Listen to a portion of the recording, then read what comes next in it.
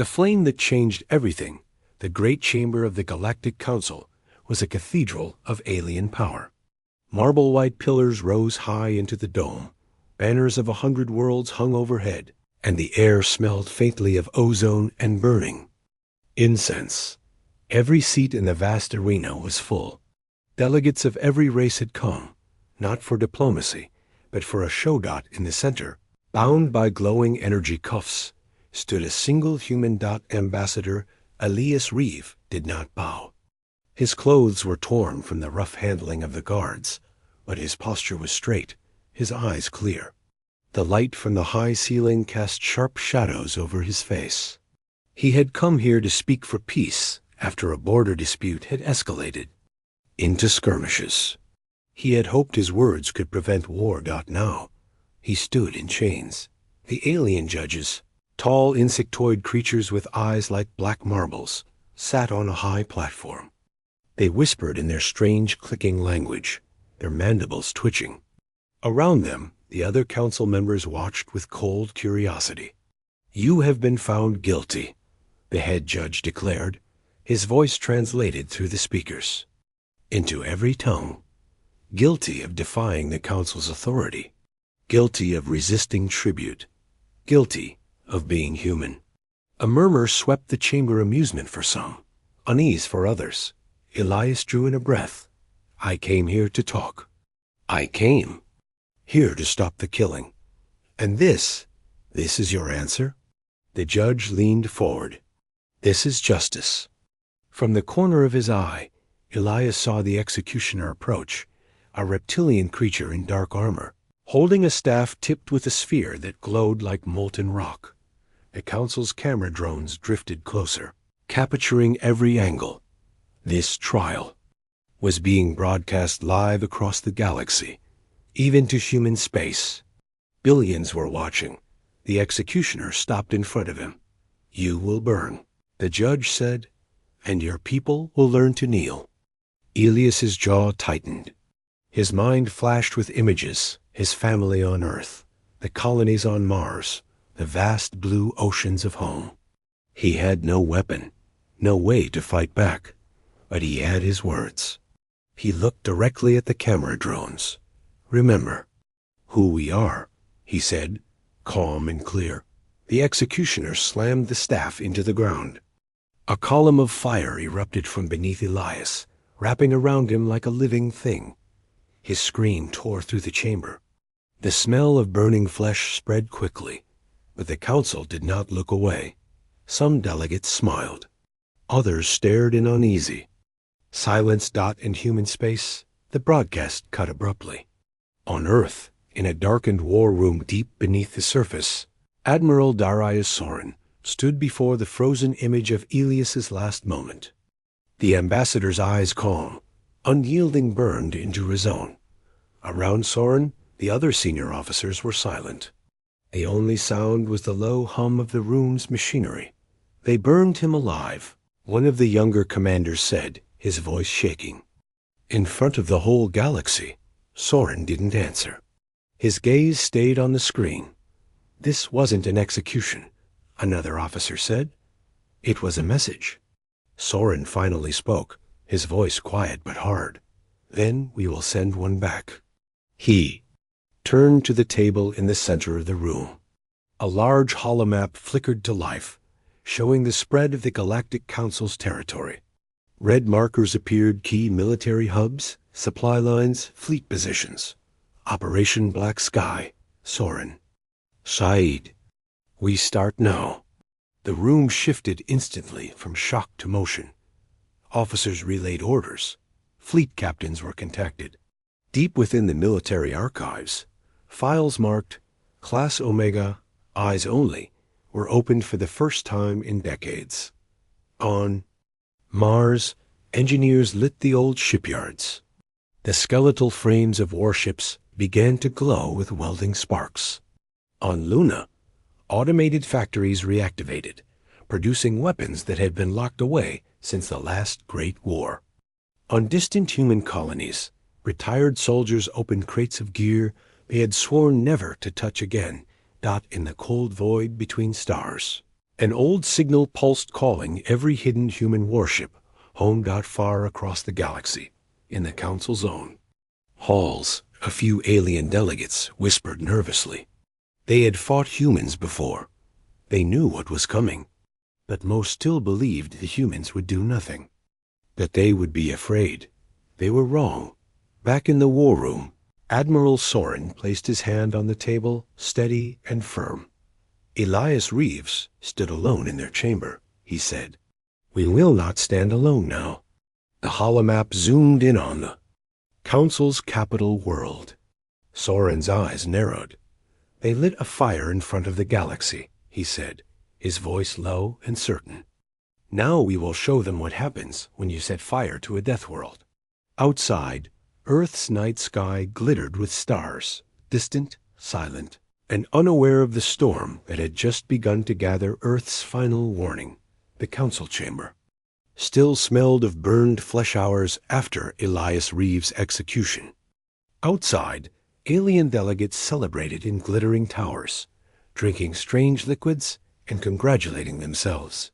They believed they had proven their dominance, but far from the capital, in the cold black of space, humanity was already moving. Earth, the United Earth Strategic Command, had gathered in a secure underground complex known only as the Deep. The walls were lined with old war banners, faded but never forgotten. In the center, a vast holographic table displayed the galaxy's star maps. Red lines marked Council borders. Blue lines traced humanity's colonies. At the head of the table stood Admiral Darius Soren, his face lit by the map's glow. He had been silent since watching the footage. Now he broke it. "Transmit this message," he ordered. A communications officer hesitated. "To who, sir?" Soren's gaze didn't move from the map. "To every channel, every world, and make sure the Council hears it first." Moments later, across the galaxy, screens flickered. Council markets, alien war academies, civilian hubs. The same image appeared, the steel face of Admiral Soren. "This is United Earth Command." His voice rolled through translators in 100 languages. "You have taken one of ours. You have burned him alive. And you thought this would make us kneel." He leaned forward. "This is your only warning. Return the bodies. Surrender those responsible.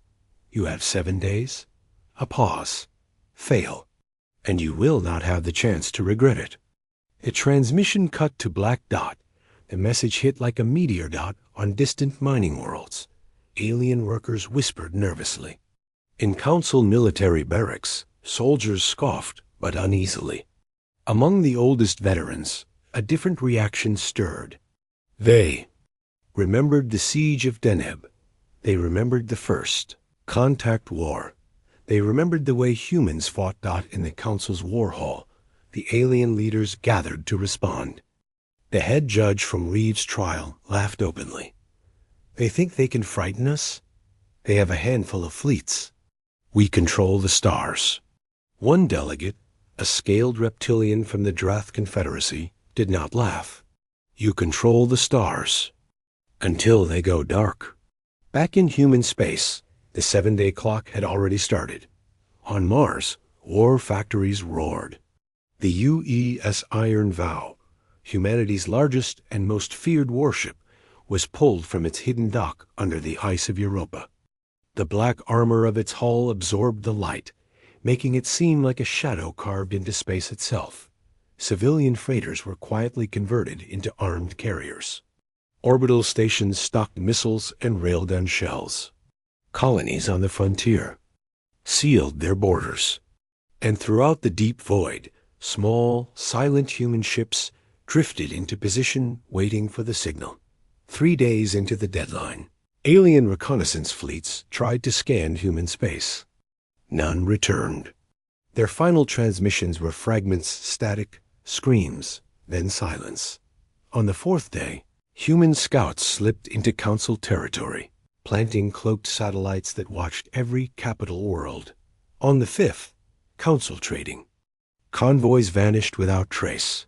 On the 6th, The galaxy began to feel smaller. Communications lagged. Supply routes slowed. Shadows moved in the void. On the seventh day, in the council capital, the head judge prepared to publicly reject Earth's demand. The speech was already written, mocking humanity as a primitive death-world species playing at war. He never got to deliver it, because on that morning, as the council's great towers shimmered under their twin suns, the sky above the capital turned black. Something massive had arrived, something that blocked out both suns, and it was only the first. The gathering storm, the alien capital, had never known true darkness until now. Shadows swallowed the sky. Towering glass spires dimmed. Markets fell silent. And even the traffic lanes between the towers froze in mid-flight. Above them hung the U.E.'s Iron Vow. It was not just a warship. It was a moving continent of black steel. Its hull shimmered with faint lines of blue, each marking a weapon system that could split a moon in half. The sheer size of it made the planet's defense fleet look like toys. But the Iron Vow was not alone. One by one, shapes emerged from the void, dozens, then hundreds, then thousands of human ships. They filled the sky like a storm cloud. Sleek destroyers, heavy cruisers, carriers with hangars glowing like open jaws. Every vessel moved with perfect formation. No wasted motion, no fear. The silence was worse than any gunfire in the councils. War command. Panic replaced arrogance. Officers shouted orders, demanding every defense platform be activated. Sirens blared through the city as planetary shields crackled to life. Fighters launched in frantic swarms, their pilots jittery, their voices cracking over combs. But the humans did not fire. They simply waited. The Iron Vow's come signal came alive, reaching straight into the council chamber. Admiral Soren's voice filled the hall, calm as stone. Your time is up. Far away, across human space, the storm had been building for days. In the asteroid belt, hidden refineries pumped out fuel for the fleet. On Neptune's icy moons, deep silos opened, revealing long-range kinetic weapons that could hit targets light years away. Special operations teams, already deep in council territory, prepared to strike from the inside, sabotaging power grids, disabling planetary shields, planting charges under military command centers. And in the black space between stars, cloaked human ships were already parked above the capitals of key council members. Waiting for the signal. Among the alien population, fear spread like fire in dry grass. The council's propaganda had always painted humans as weak without numbers, fragile without allies. But now, every new screen showed a fleet that dwarfed anything they had imagined. In the marketplaces, traders whispered the old name Death Worlders. In the barracks, soldiers remembered the stories their grandparents had told, how human fleets never came halfway, how their war always ended in fire. Inside the Iron Vow, Admiral Soren stood on the bridge. Around him, officers monitored every incoming transmission from the capital. Some were military warnings. Others were civilian pleas. Hold, Soren said simply. His second-in-command, Commander Riasolen, glanced at him. They're scared, sir. If we hit them now, it'll be over fast. Soren shook his head. We're not here to end it fast. We're here to make them remember. And then, without warning, one of the council's defense platforms fired. A beam of golden plasma lanced toward the Iron Vow. It struck the battleship's armor and fizzled out like rain against a mountain. The human fleet did not fire back. Instead, Soren leaned closer to the console and gave the order the galaxy had been waiting for. Begin Phase 1. In the city below, lights flickered and died. Across the planet, power grids collapsed. Military bases found their automated turrets turning against them. Communications went dead. The storm had begun without a single shot fired from orbit. Council had just realized this wasn't a battle.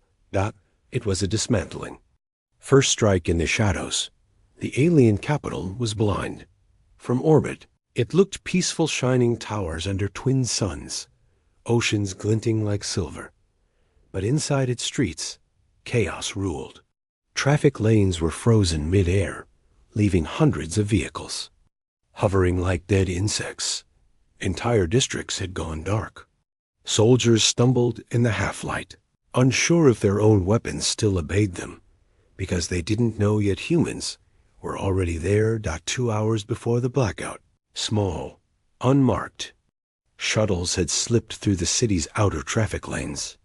Their transponders copied civilian signatures so perfectly that no scanner flagged them. When they landed, their passengers disguised in civilian clothes melted into the crowds, but under their jackets were weapons made for close quarters. Work, silent, precise. The teams moved in pairs. One sabotaged a power relay, another infiltrated a comm hub, another planted disruptors on shield generators. On the west side of the capital, in the shadow of the Council's War Academy, 2 humans posed as delivery techs. They entered a server tower, greeted the alien clerk politely, and left 10 minutes later with a duffel bag full of stolen encryption keys. The clerk never noticed the small charge blinking quietly under his desk. Back in orbit, the U.S. Iron Vow held position. From its bridge, Admiral Soren watched through drone feeds as his teams reported in. One by one, red markers on the holographic city map turned green, meaning they were under human control. Phase 1 complete, Commander Rhea said. They won't be able to coordinate fleet movements for at least 72 hours. Soren's gaze stayed on the map. Good. Phase 2. Phase 2 was not an attack.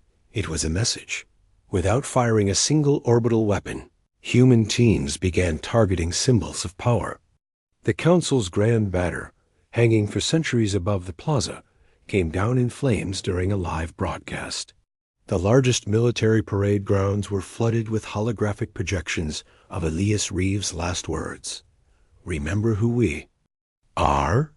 On the outer colonies of the Council, the same images appeared on billboards, on training screens, even projected onto the sides of warships docked for resupply. The message spread faster than the Council could delete it, but the humans were not done. In the middle of the capital, one strike team infiltrated the planetary shield control center. No alarms triggered. They had replaced the guards 2 hours earlier with their own operatives, wearing perfect replicas of the alien uniforms.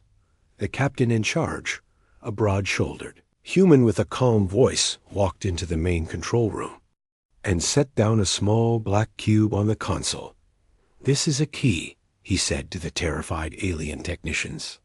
"You'll keep the shields up for us, and if anyone tries to lower them to fire on our fleet, this cube will turn your entire power grid into molten glass." The aliens nodded. Pale and silent. Above the planet, the Council's defense fleet floated nervously. Without central command, every captain argued with the others. No one could agree on whether to fire or to wait. And then, one by one, their ships went dark. Human infiltration teams had slipped aboard during routine inspections at the docking bays before the siege. Now they moved through the ship's corridors, disabling engines, locking out weapons, and leaving the alien crews trapped in their own vessels. From orbit, it looked like nothing was happening. But inside, the planet was falling apart. "Admiral." Soren finally gave the order. Phase 3, show them the fire. A single human destroyer broke formation and descended through the atmosphere, low and slow, as if daring the planet's remaining defenses to try. None did. It hovered over the Council Chambers Plaza, and then opened its bays. Instead of bombs, it dropped thousands of black drones. The drones lit up the sky with synchronized patterns. Elias Reeves' face burning in the Council's own fire. The image hovered over the capital for hours, seen. By millions. The first strike wasn't about killing. It was about letting the galaxy know humanity was already inside the walls. Asterisk. The day of fire for 3 days, the alien capital lived in uneasy silence. Shields stayed up. Fleets sat frozen. Every citizen felt the weight of the human fleet above them, like a storm cloud that refused to break. That morning, the storm broke. It began with a single sound, deep and rolling, like thunder from the sky. People in the streets looked up. The UE's iron vow was moving. Slowly, deliberately, it rotated until its forward batteries faced the planet below. In the Council's war chamber, the alien leaders argued. Some shouted to negotiate. Others demanded to fire. But then, without warning, the lights in the chamber died. The giant wall screens flickered to life, not with Council orders, but with the face of Admiral Soren. "You were warned," he said, voice low but sharp. "This is not conquest. This is consequence." Across the city, human infiltration teams received the signal. Explosions lit the night side of the planet. Power plants, military command centers, and defense turrets went up in sheets of fire. It was surgical, no random destruction, no civilian targets, yet every blast was a hammer blow to the Council's control. Over the oceans, human submarines delivered silently by drop capsules days earlier rose and fired torpedoes into hidden missile silos. In the mountain ranges, camouflaged human artillery opened up, bombarding anti-orbital cannons, until nothing but smoking craters remained. Then the sky itself turned into a weapon. The iron vow unleashed its solar spear cannons' massive energy. Beams that reached the surface in less than a second. They struck empty Council parade grounds, carving molten scars into the earth. A clear warning. We could erase you. We choose not to. Council defense ships scrambled to intercept, but half. Their fleet was still locked down from the earlier sabotage. Those that made it to battle were met by human destroyers and cruisers that moved like predators, fast, precise, unstoppable. Within 20 minutes, the planet's entire orbital defense grid was gone. And then came the most terrifying moment. Above the capital, the iron vow's shadow stretched for miles. The ship's hangar bays opened. From them poured thousands of small, sharp-winged drones, descending like a metallic rain. They didn't fire weapons. Instead, they projected holographic flames across every building, making it look as if the capital itself was burning, just as Elias Reeve had burned. Citizens screamed. Soldiers froze. No one could tell what was real fire and what was light. That confusion was exactly the point. In the chaos, a strike team stormed the Council's central tower. The same chamber where Reeve had been executed was now under human control. Marines moved like a living wall column, methodical, clearing rooms with stun charges and precision fire. They found the head judge trying to escape through a private docking bay. He was dragged back into the chamber where he had once pronounced Reeve's death sentence. "Admiral," Soren's voice echoed over the comms. "Secure the prisoner. Phase 4 will begin when I arrive." By the time the sun set over the alien capital, the city still stood, but the Council's power was shattered. In every home, every barracks, every market square, one truth was now etched into memory. The day of fire had come, and humanity had chosen to leave them alive. For now, judgment for the fallen, the capital's great chamber, once the proud heart of the Galactic Council, was silent. The banners of alien empires still hung from the high dome, but they were blackened by smoke. In the center stood a long table, Council leaders seated, hands bound, faces pale under the harsh lights, where the head judge once towered above Elias Reeve. He now sat in the defendant's chair. The chamber was filled with humans and alien citizens alike. Marines lined the walls, rifles steady. Hollow cameras hovered in the air, transmitting the scene live to every corner of the galaxy. Admiral Darius Soren stepped forward, not in full battle armor, but in the black formal uniform of Earth Command.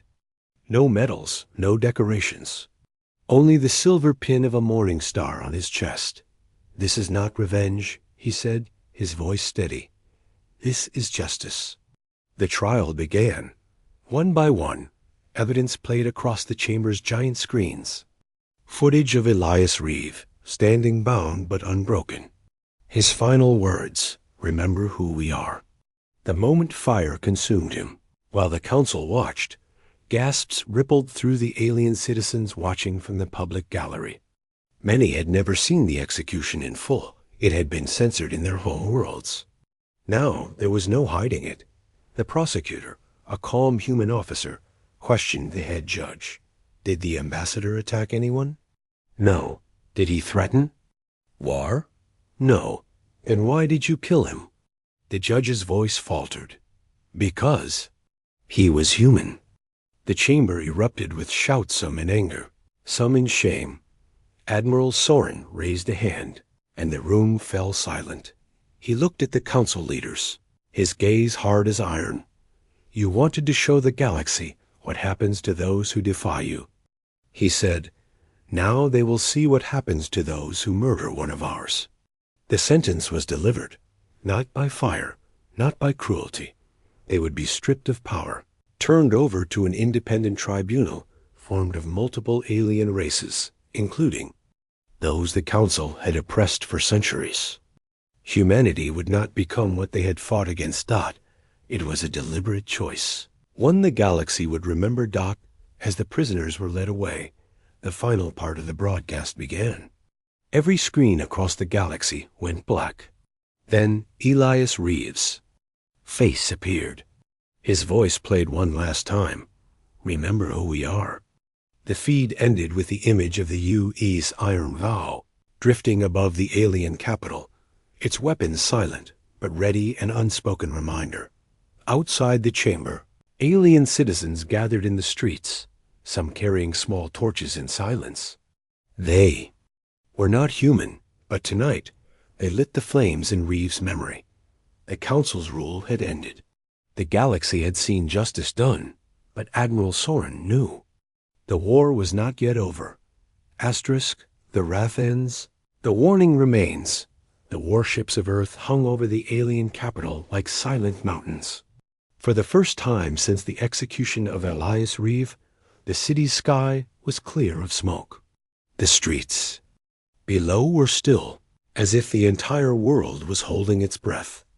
Admiral Soren stood on the bridge of the UE's Iron Vow, hands clasped behind his back. Through the wide viewport, he could see the council's tower scarred, but still standing. Commander Rhea Solon approached quietly. "Orders, sir?" Soren didn't answer right away. He watched the planet below, thinking of the line between victory and vengeance. Finally, he spoke. "We've made our point.